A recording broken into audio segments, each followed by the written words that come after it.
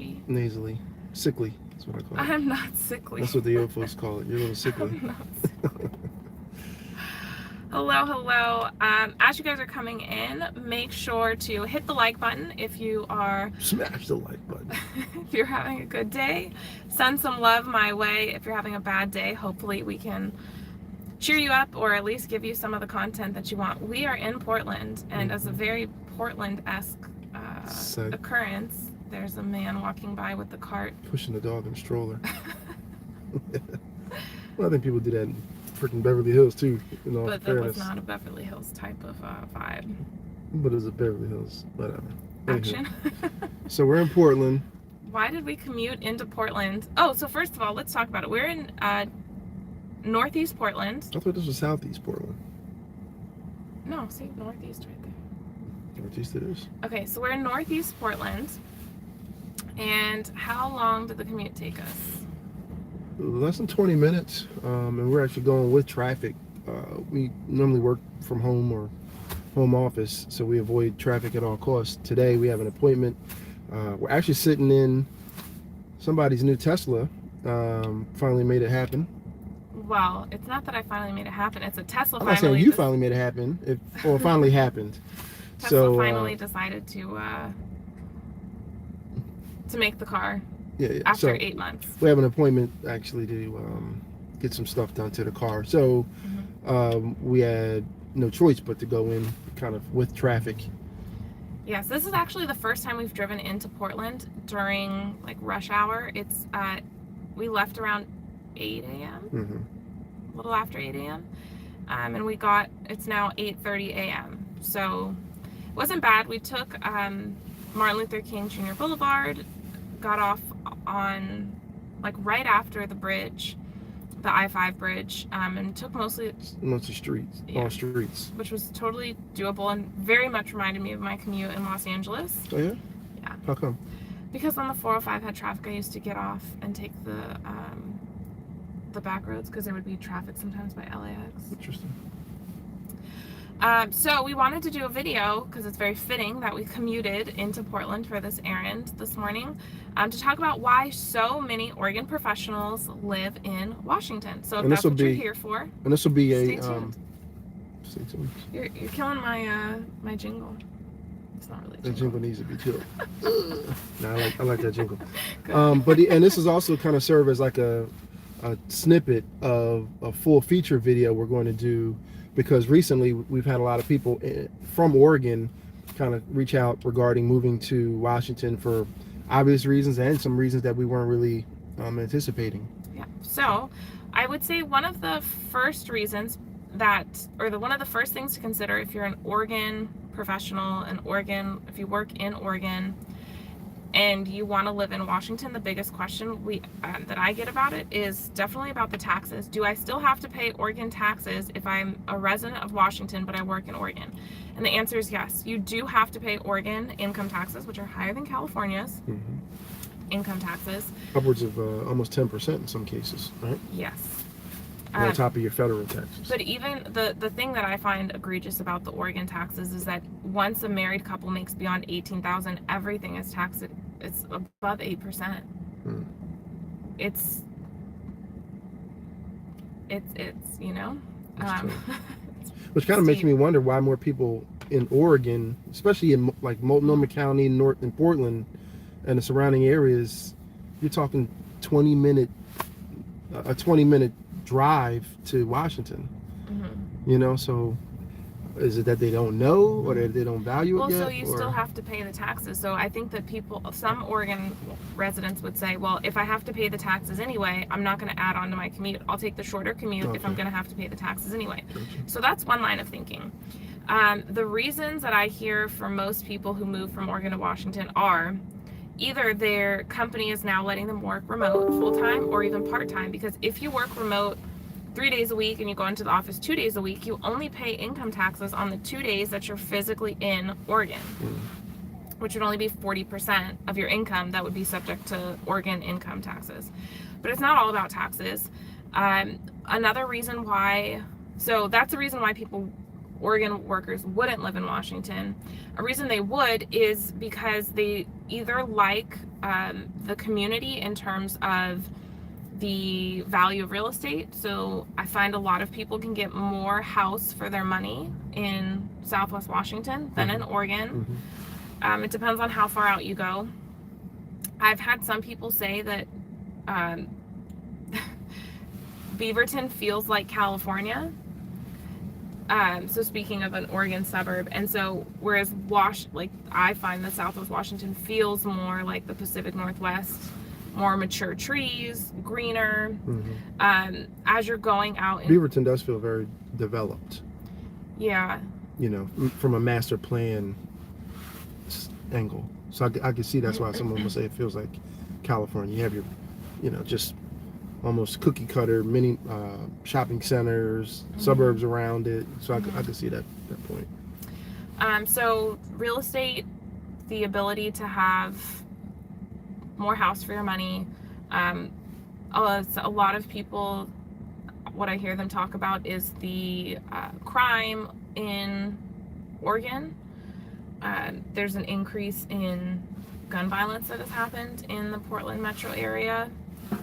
Gun violence is up everywhere since the pandemic, so I don't think that that's exclusive to Portland or exclusive to Portland. I think that's, you know, a lot of big cities around the country. Another thing is more parks to play in. Vancouver has a lot of parks. Like almost every neighborhood has a park in walking distance. We have a lot of small parks and then like a few bigger parks around the city, and so I think that that makes life quite nice to live in. Yeah, reminds me back home in Philadelphia. Philadelphia's basically designed and built as a city park, so it has some resemblance to Vancouver. And I don't think about it like that, but now that you say it, I'm like, yeah, there are a plethora of parks. Like the condo I showed last night, my client asked, oh, are there any parks nearby? And I'm like, there's one literally on the other side of the condo complex. Actually, two of them, because there's two parks right across the street from each other. That's near Vancouver Mall, if you're wondering. Who's this video like for? Or like who's this talking to? I would say people who are Oregon professionals who might be considering moving to Washington, wondering if it's worth the commute. Another reason why Oregon professionals might live in Washington, like my client who's a night nurse, she works swing shift, so she doesn't have to deal with the traffic because she works nights. And being that her job, which is she's an ICU nurse at a children's hospital, it's very stressful. And so she ended up buying a home in Ridgefield because it's quiet and peaceful. It's not near the highways. And so when she's not working, she really needs a place to retreat. And being in the city of Portland, for instance, just being a little bit more bustling was going to be too much for her when her job is already pretty intense. Yeah, it's funny you say that because one of our neighbors recently made a comment like that. Like basically every time you cross that bridge going back into Vancouver, it's almost like a cleansing effect.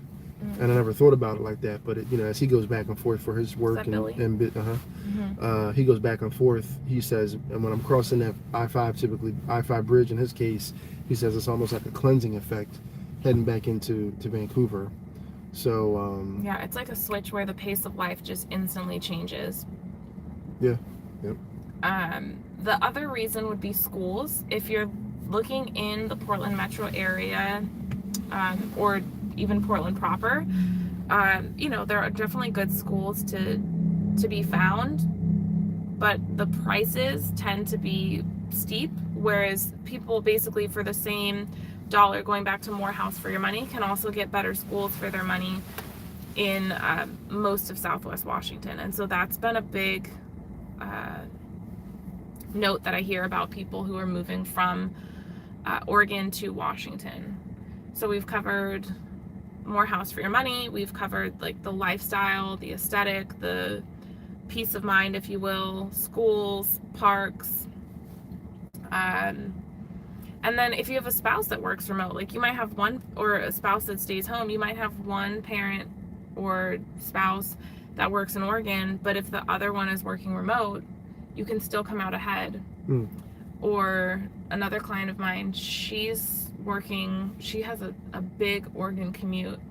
She's building new construction, and she is retiring from the military, and she gets income from the military, I think, for whatever reason. And her income from the military won't be taxed even though she's working in Oregon. So she's still going to take home more money being in Washington even though she's working in Oregon. Right. So it really depends on your unique situation. And your tolerance, right? Because we're talking about commute.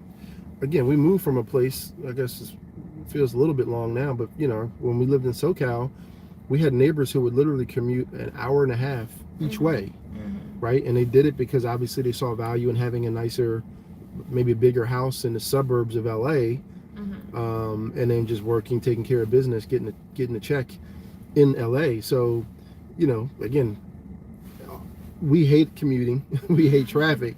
So, but again, our tolerance is pretty low. If you have a higher tolerance, then living in Washington, even if you have to work on the south side of Portland somewhere, Beaverton or, you know, Hillsborough, whatever, and it's a 45-minute to an hour commute, that could be worth it. Very, very worth it too. Yeah, and it depends on what time you're commuting.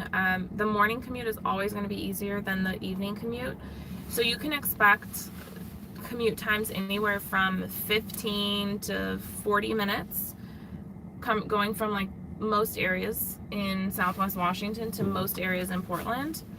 And then an evening commute probably of 30 minutes to an hour, I would say, would be the most that it would take to commute anywhere.